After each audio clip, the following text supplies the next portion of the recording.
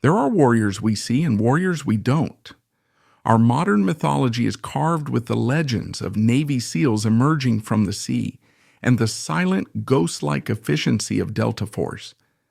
They are the tip of the spear, the celebrated figures who step from the shadows to capture our collective imagination. But war is a complex ecosystem, and for every one of these famed operators kicking in a door, there is another kind of warrior, a solitary figure whose work is often unseen, whose name is rarely whispered, but upon whom the entire mission and the very lives of his comrades depends. Imagine this. A small team of Green Berets is trapped. They are miles from anything resembling a front line, pinned down in a labyrinthine village of mud brick compounds. Enemy fire, a relentless hailstorm of lead, is crashing down from the jagged ridges that surround them. Their ammunition is running low. Their time is running out. Survival now hangs by the thinnest of threads, and that thread stretches invisibly up into the vast, indifferent sky. Their lifeline is a single voice on the radio, a calm, steady, impossibly focused presence in the heart of absolute chaos. That voice belongs to the man on the ground who speaks the language of the heavens. He lies in the dust next to them, the weight of his radio and gear pressing him into the earth, but his mind is thousands of feet in the air. He is a walking, breathing nexus of ground and air, calculating wind speed, target elevation, and the complex trajectories of falling ordnance. In his head, he is choreographing a ballet of violent grace, orchestrating a symphony of destruction from F-16s, A-10 Warthogs, and circling AC-130 gunships. With a few clipped words, he can unleash fire and steel with a precision that can obliterate an enemy machine gun nest without harming the friendly forces lying just yards away. This is the Air Force Combat Controller. Their motto is deceptively simple: first there. They are the first on the battlefield to establish that critical link between earth and sky. They are the first to set foot on a hostile airstrip in the dead of night to guide in reinforcements. And often they are the very last to leave. This is not a job for the faint of heart. It is a role reserved for a microscopic fraction of those who try, a chosen few who possess a terrifyingly rare blend of brute physical grit, intellectual brilliance, and an almost inhuman capacity for calm under unimaginable pressure. Today we tell the story of one of them, a man who embodied this creed of quiet, lethal professionalism, but who was also, and perhaps more importantly, a devoted husband, a loving father, and a son of Southern California. A man whose high school football coach saw in him not the physique of a giant, but something far more powerful, the heart of a lion. This is the story of Staff Sergeant Andrew Harvell, his incredible life of service, and his final fateful mission aboard the helicopter that history will forever remember as Extortion 17. To truly understand the path Andrew Harvell chose, we must transport ourselves back to the world as it was in 2002. America was a nation fundamentally changed, still breathing the dust of the collapsed towers.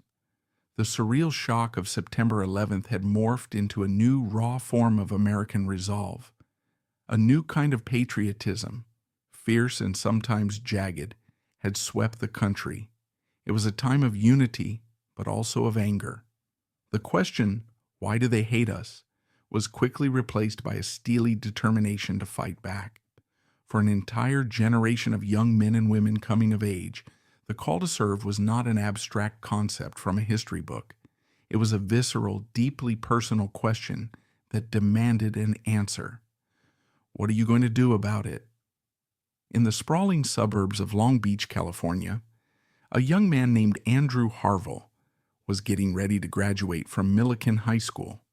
He was a product of that classic Southern California landscape: sun, surf, and endless horizons.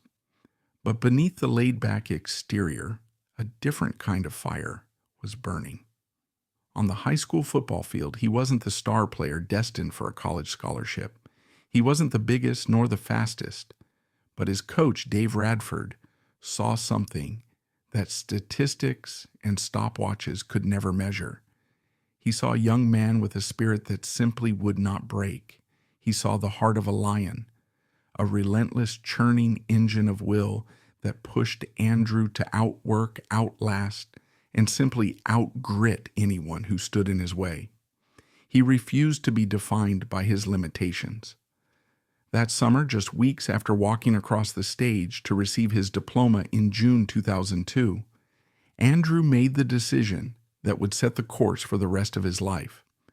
At a time when many of his peers were planning for college or chasing careers, he walked into a recruiter's office. He raised his right hand and swore an oath to the United States Air Force. But he wasn't looking for a comfortable 9-to-5 job or a safe technical trade. He was drawn like a moth to a flame to the single most demanding and dangerous challenge the Air Force had to offer.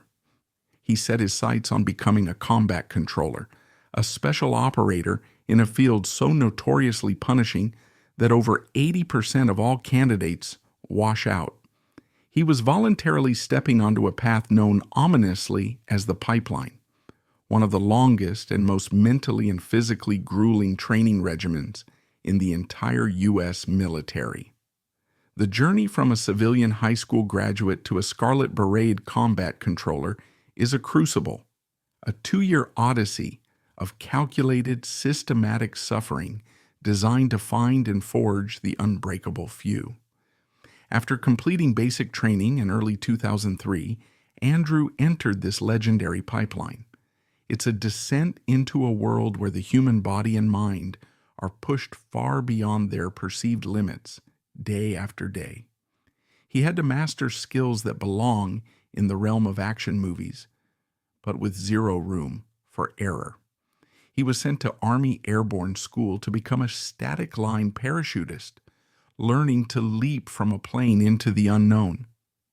Then came military freefall school, where he learned to jump from altitudes of over 10,000 feet, often at night, maneuvering his body in the thin, cold air to land on a precise, unmarked spot on the ground. Then the pipeline dragged him to Panama City, Florida, for Air Force Combat Dive School. Here, it wasn't just about swimming. It was about conquering the primal fear of drowning. He was subjected to drown-proofing exercises, his hands and feet bound, forced to remain calm and use his body to survive in the water for extended periods. He learned to use closed-circuit scuba gear that releases no bubbles, allowing him to infiltrate a hostile shore completely undetected from the crushing, inky blackness of the deep sea. The most infamous stage was SEER School, Survival, Evasion, Resistance, and Escape, at Fairchild Air Force Base. For weeks he was taught to survive in the wilderness with nothing but a knife and his wits. Then came the ultimate test, simulated capture. He was hunted by mock enemy forces and upon capture, subjected to brutal interrogation techniques designed to break his will. It is a profound psychological ordeal that tests the very core of a person's identity and resolve. Andrew endured, and at the heart of all this physical torment was the intense academic rigor of the combat control school itself. This is where he learned the intricate art of his trade. It wasn't just about calling in bombs. He had to become a certified FAA air traffic controller, capable of managing a crowded airspace under combat conditions. He learned to conduct assault zone reconnaissance, analyzing potential landing strips from soil composition to enemy lines of sight. He mastered meteorology, communications technology, and the complex procedures for every single aircraft in the U.S. inventory. This pipeline is designed to weed out anyone with a hint of weakness, a flicker of doubt. Yet Andrew didn't just survive it, he thrived in it. When he finally graduated, He was honored with the Jerome E. Bennett Leadership Award. This award is of particular significance because it is not bestowed by the instructors. It is voted on by one's own peers, the very men who suffered alongside him in the mud, the cold water, and the stress positions. In the darkest moments of the pipeline, when every man is questioning his own ability to continue, his teammates saw in Andrew the quiet, indomitable leader they would be willing to follow into hell. He was the one who kept going and who inspired them to do the same. By 2004, the transformation was complete. Andrew Harvell was no longer just the kid from Long Beach. He was a fully qualified combat controller, proudly wearing the coveted scarlet beret of his specialty. He was assigned to the 21st Special Tactics Squadron at Pope Air Force Base, North Carolina. The nation was now deeply entrenched in two major wars, and there was no time for a slow ramp-up. Andrew was sent directly into the furnace. Between 2004 and 2009, he deployed 4 times, splitting his service between the dusty urban battlefields of Iraq during Operation Iraqi Freedom and the desolate, unforgiving mountains of Afghanistan during Operation Enduring Freedom. As a combat controller, he was the ultimate force multiplier. He was the lone airman attached to an Army Special Forces ODA or a Navy SEAL platoon, the sole expert responsible for bridging the gap between the ground and the sky. Imagine the immense pressure. A dozen of America's finest soldiers are counting on you, and you alone, to be their salvation if the world collapses around them. His successes were not measured in headlines, but in missions accomplished and, most importantly, in American lives saved. He operated in the shadows, a quiet professional doing an incredibly violent job with precision and calm. In May of 2009, having proven his courage and skill time, and again in the world's most dangerous places, Andrew took the final, rarefied step into the pantheon of special operations. After a rigorous selection and assessment process, he was chosen for a spot in the 24th Special Tactics Squadron. To the average citizen, the name means nothing, but within the military, it is whispered with a kind of reverence. The 24th STS is the Air Force's dedicated Tier 1 Special Mission Unit, the direct operational counterpart to the Navy's Naval Special Warfare Development Group, SEAL Team 6, and the Army's Delta Force. Its members are, simply put, the best of the best of the best. To be a combat controller is to be in the top 1% of the Air Force. To be in the 24th is to be in the top 1% of that 1%. This new assignment brought with it a new level of secrecy, a higher operational tempo, and missions of even greater consequence. It also coincided with a beautiful grounding milestone in his personal life. On August 6, 2009, he married the love of his life, Krista Danielle. Amidst the chaos of a life at war, they were building a foundation of love and normalcy. They were creating a family, which would soon be blessed with 2 sons, Hunter and Ethan. Andrew was now living a profound dual existence. At home, a gentle and loving husband, a doting father to his boys. On deployment, one of the world's most capable and lethal warriors. By the summer of 2011, Andrew was back in Afghanistan.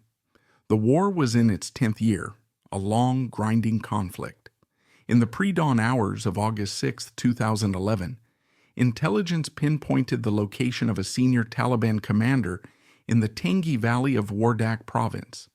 This area was notorious, a hostile nest of insurgent activity west of Kabul. A team of Army Rangers, alongside their Afghan commando partners, launched a night raid to capture him. Almost immediately, the mission went sideways. The Rangers were met with fierce resistance, and a desperate firefight erupted in the darkness. They were pinned down and called for the one thing that could save them, an Airborne Quick Reaction Force, or QRF. The call went out, and a CH-47 Chinook helicopter with the call sign Extortion 17 was scrambled from a nearby forward operating base. Aboard that aircraft was a veritable all-star team of the American Special Operations community.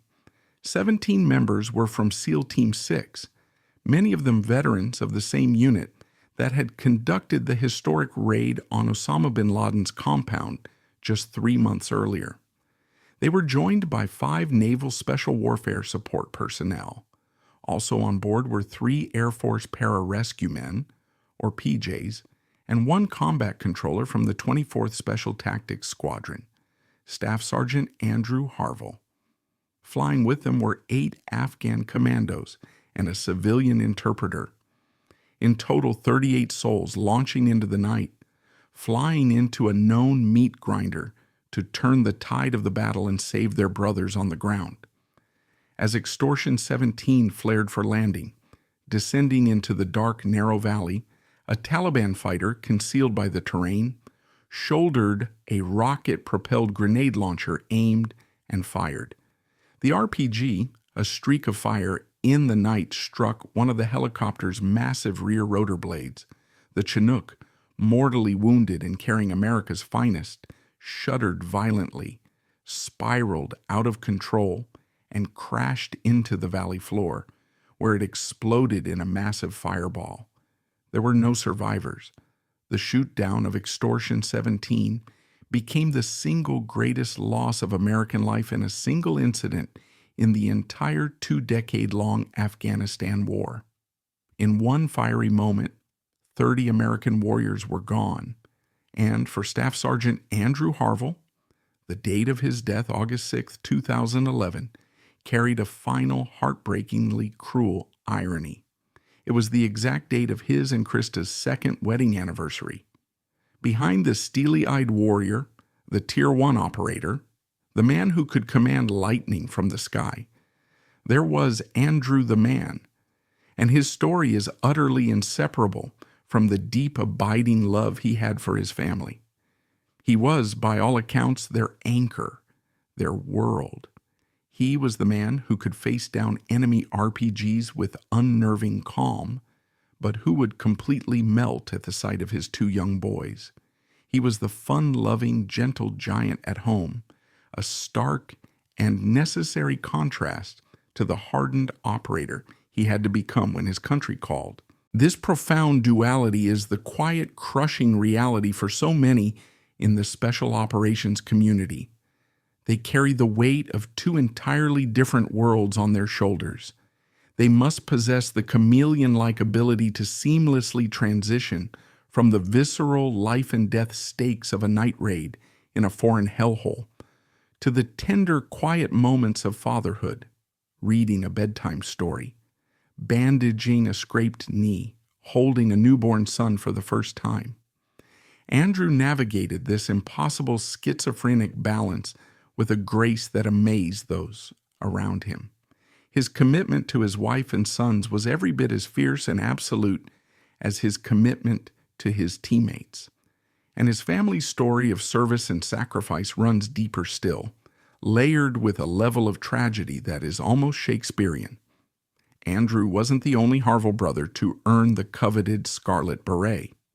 His older brother, Sean, was also an elite combat controller, and in the tight-knit CCT community, Sean was a living legend. He was the recipient of 2 Silver Stars, one of the nation's highest awards for valor in combat, for his astonishing bravery during multiple firefights in Afghanistan. The citations for his awards read like movie scripts, detailing how he repeatedly exposed himself to withering enemy fire to call in airstrikes that saved his entire team from being overrun. The 2 brothers shared an unbreakable bond, forged not only in their California childhood, but in the exclusive, violent crucible of their chosen profession. They understood each other's hidden world of secrecy, pain, and triumph in a way that no one else, not even their own family, ever could. The loss of Andrew in 2011 was a devastating, shattering blow to the Harvel family, and to Sean in particular. But their story's tragic arc was not yet complete. 5 years after Andrew's death, Sean Harvel, the decorated war hero, also passed away at the age of 33. While his death was not in combat, many who knew him and loved him believe he died from the invisible wounds of war, the cumulative physical and emotional toll of years spent in brutal, unrelenting conflict. The story of the Harvel brothers is a profound and heartbreaking testament to the staggering depth of one single family's sacrifice for their country. It is a story of two lions both lost far too soon. In the immediate aftermath of Andrew's death, the brotherhood he had served so faithfully wrapped its arms around his grieving family. At his burial service in the Los Angeles National Cemetery, a powerful and unique military tradition unfolded, a ritual known only within the special tactics community. One by one, his fellow combat controllers, men with whom he had bled, sweated, and fought, approached his casket. Each man reached up to his own scarlet beret, removed the metal flash crest, the symbol of their tribe, and with a small hammer drove it firmly into the wood of the coffin. By the end of the service, over 100 of these gleaming crests adorned his casket, a silent, powerful, and permanent tribute from the brotherhood of the fallen. It was a declaration that he would never be forgotten, that he would forever be a part of them, and they of him. Shift tone to be more analytical, show news clippings, military analysis graphics, and articles discussing the Extortion 17 incident. For any story of this magnitude, especially one born from the crucible of war, there are always layers of complexity, painful questions, and sober debate. The loss of Extortion. 17 was not just a human tragedy. It was a major strategic blow that sent shock waves through the highest levels of the Pentagon and prompted intense scrutiny. In the aftermath, controversies and hard questions arose, as they must when something goes so catastrophically wrong. Military analysts, strategists, and historians have debated the tactical decisions of that night for over a decade. The most prominent question remains, why were so many high-value operators, from SEAL Team 6 loaded onto a single conventional helicopter? The CH-47 Chinook is a reliable and powerful aircraft, but it is also a large, relatively slow target, a fat cow in military parlance. It lacks the advanced defensive systems and stealth characteristics of the highly modified MH-47s, typically used by JSOC units. The official investigation concluded that the mission was launched so rapidly to support the Rangers in trouble that these specialized aircraft simply weren't available. A calculated risk was made, trading speed for security. It was a commander's worst nightmare, a decision made under extreme time pressure with imperfect information, a gamble that ended in the worst possible way. There were also deep questions about the rules of engagement and aerial support. Could the AC-130 gunship that was escorting Extortion 17 have cleared the landing zone more thoroughly before the Chinook made its final approach? The investigation found that the Taliban fighters who fired the fateful RPG were concealed inside a 2-story building, shielded from the gunship's sensors and weapons. They waited until the last possible second to emerge and fire. It was a tragically well-laid and well-executed ambush. To acknowledge these debates and the painful lessons learned is not to diminish the heroism of the men on board. In fact, it does the exact opposite. It underscores the incredible ever-present risks they knowingly and willingly accepted every single time they boarded an aircraft. Andrew Harvell and the men of Extortion 17 were not naive rookies. They were seasoned, combat-hardened professionals who understood the lethal dangers of their work better than anyone. They flew into that valley knowing the risks, knowing the reputation of the Tangi Valley because their brothers on the ground were in a fight for their lives. Their final act was one of pure, selfless courage, a desperate rush to the aid of their comrades, the purest possible expression of the warrior ethos. A man's life is measured not only by the years he lived, but by the legacy he leaves behind. The story of Staff Sergeant Andrew Harvell did not end in that fiery crash in a desolate valley in Afghanistan. It continues today, a vibrant and powerful force in the lives he touched, the family he cherished, and the institutions that now proudly bear his name. His sacrifice serves as a powerful, enduring reminder of the vital, often dangerously unsung role of the combat controller. For decades, these men were the ghosts of the battlefield. Andrew's story, as part of the Extortion 17 tragedy, brought their incredible skill, bravery, and importance out of the shadows and into the American consciousness. He has become a symbol of the quiet professional, the operator who seeks no glory for himself but is utterly indispensable to the success of the mission and the survival of his teammates. His legacy is also beautifully alive in the work of organizations that believe the best way to honor the fallen is by supporting the living. The nonprofit group Operation Finally Home, which provides custom-built, mortgage-free homes to wounded veterans and Gold Star families, rallied the community of Aberdeen, North Carolina. Volunteers and businesses came together to build a beautiful new home for Krista Harvel and her 2 boys. It was more than just a house. It was a tangible expression of a nation's gratitude, a physical space for a shattered family to begin the long, arduous process of healing and building a new future. His name is also a cornerstone of the Travis Manion Foundation, an organization built on the powerful principle embodied by another fallen hero, Travis Manion, who, before his final mission, uttered the defining words, "If not me, then who?" Andrew Harvell lived his entire adult life as the answer to that question. Every year, his spirit of service is honored as the foundation empowers veterans and Gold Star families to mentor young people, passing on the values of courage, character, and service to the next generation. And even in the quiet, manicured world of sports, his memory endures. The Patriot All-America Invitational is a unique and moving college golf tournament. Every one of the nation's top college golfers who participates carries a special golf bag.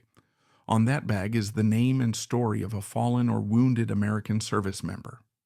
After the tournament, the bag is auctioned, with the proceeds going to support the Folds of Honor Foundation, which provides educational scholarships to the families of fallen and disabled service members. Andrew Harvell's name and story have graced one of those bags, a poignant reminder to a new generation of American leaders about the true cost of freedom. So how do we remember a man like Andrew Harvell? In the end, how do we process a story of such immense talent, such profound sacrifice? We can remember him as the elite warrior, the Tier 1 operator, a man at the absolute apex of his dangerous profession. We can remember him as a national hero who made the ultimate sacrifice on the single deadliest day of America's longest war. But to only remember the soldier is to see only a part of the man. To truly honor him, we must also remember the kid from Long Beach with the heart of a lion, who understood the power of pure will long before he ever wore a uniform. We must remember the devoted husband who was stolen from his wife on what should have been a day of celebration, a heartbreaking symbol of all he had and all he had to lose.